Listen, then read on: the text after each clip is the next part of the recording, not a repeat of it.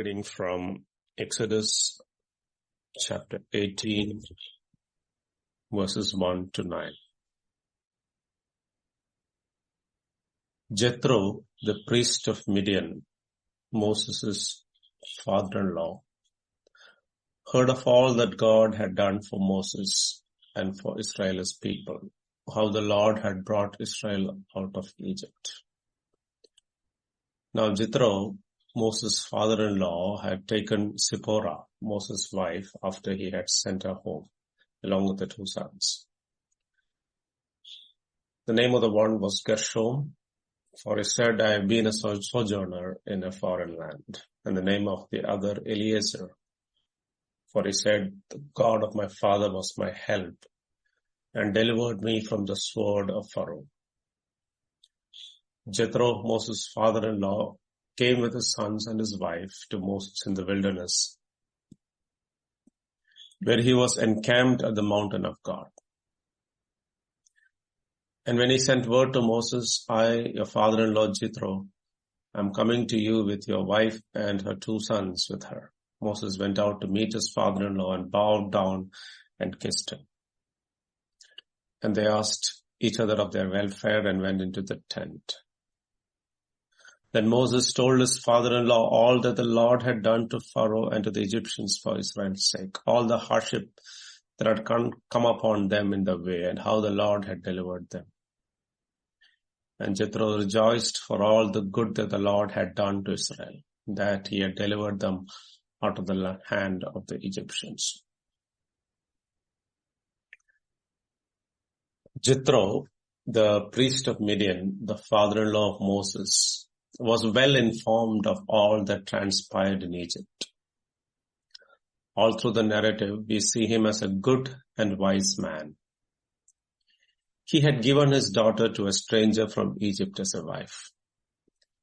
He had housed him and taken care of his family for almost 40 years. He probably knew the past of Moses and the circumstances under which he fled from Egypt. During his stay with him, Jethro would have come to know Moses and his faith in God. We read in Hebrews chapter 11 verse 26, Moses considered the reproach of Christ greater wealth than the treasures of Egypt, for he was looking to the reward. By faith he left Egypt, not being afraid of the anger of the king, for he endured as seeing him who is invisible. Jethro saw how a former nobleman of Egypt submitted to becoming a shepherd for his father-in-law. Moses had earlier courteously taken leave of Jethro to go and visit his brethren, which he graciously agreed to. Moses set out for Egypt with his wife and children. However, by this time it is clear at some point he sent them back to Jethro, who now brings them back to Moses. We see in this chapter how Jethro has grown in appreciation of Jehovah. In verse 9, he rejoiced for all the good that the Lord had done to Israel, in that he had delivered them out of the hand of the Egyptians. In verse 10, he blesses the Lord by saying, Blessed be the Lord who has delivered you out of the hand of the Egyptians. In verse 11, he acknowledges Jehovah as greater than all other gods. In verse 12, he brought burnt offerings and sacrifices to God. Jethro watches how Moses was administering justice to his people. He recognized the pitfall and spoke honestly to Moses about it. With Moses judging the cases brought before him by the people from morning till evening, Jethro told him, You and the people with you will certainly wear yourself out, for the thing is too heavy for you. You're not able to do it alone. He suggests a good alternative. Moses must pick men who fear God, who are trustworthy and hate a bribe, and appoint them to be chiefs of thousands, of hundreds, of fifties, and of tens. This is a good qualification for a servant of God. One who fears God will only please him and will not fear men. One who is trustworthy or faithful can be entrusted with the mysteries of God. 1 Corinthians chapter 4 verse 1. And one who hates a bribe is not a lover of money, for the love of money is a root of all evil. Moses considered this as good advice and did all that he had said. We should be willing to be open to advice from any source, but we must check that God is directing us. We need to check whether the given advice is sound and consistent with his character and his will. The Bible records about Jethro here, and he went away to his own country. He had understood the truth about God, rejoiced in what he had done in the past, blessed his name, recognized the greatness of Jehovah, and even sacrificed to Jehovah. But when his visit ended, he went back to Midian rather than settling down with Israel. We don't see Jethro, the good and wise man, ever again.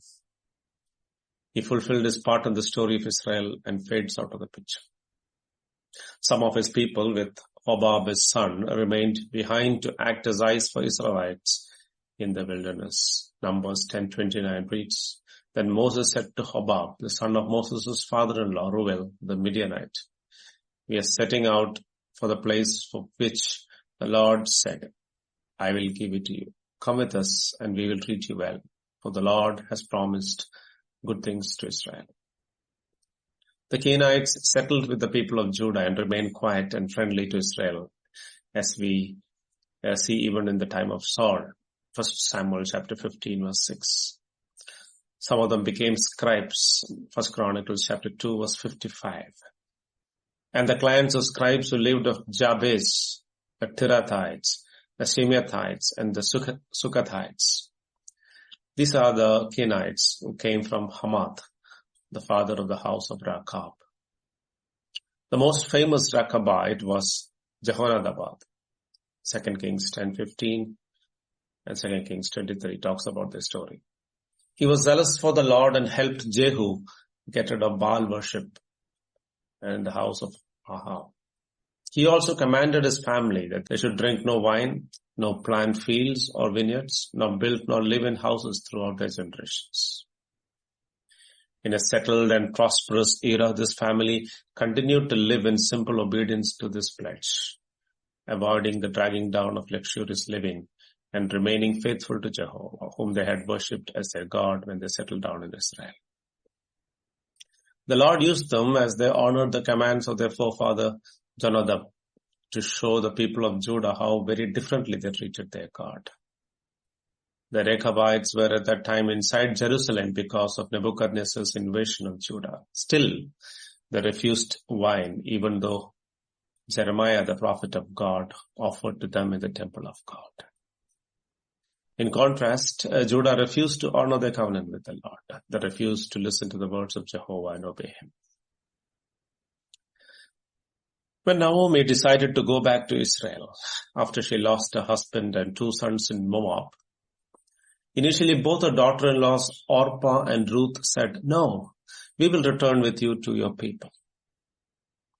When Naomi explained that there was nothing left for her even in her own land, Orpah kissed her mother-in-law and left. It was not just going back to her country, rather it was also going back to her gods. Book of Ruth, chapter 1, verse 15. But Ruth clung to Naomi, resolved to fulfill her earthly duty to her widowed and now childless mother-in-law. She became her companion willingly and permanently, without any hope that her personal condition would improve thereby.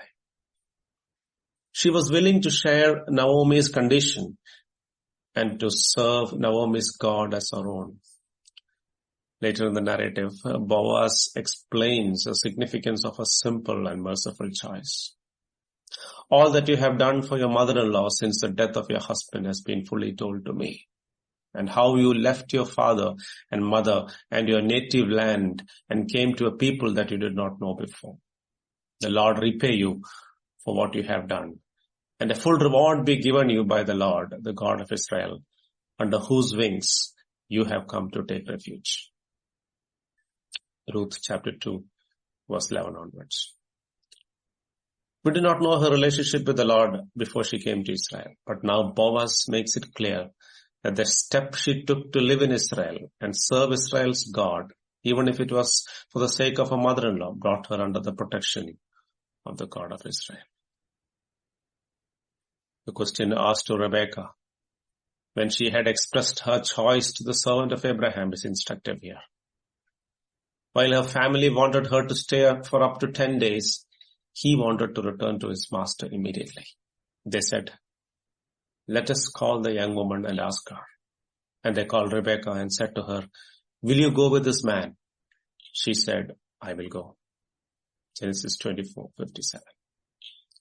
Once the decision is made, there is no looking back. The heart is already at its destination, and she is following it to reach Isaac and live with him.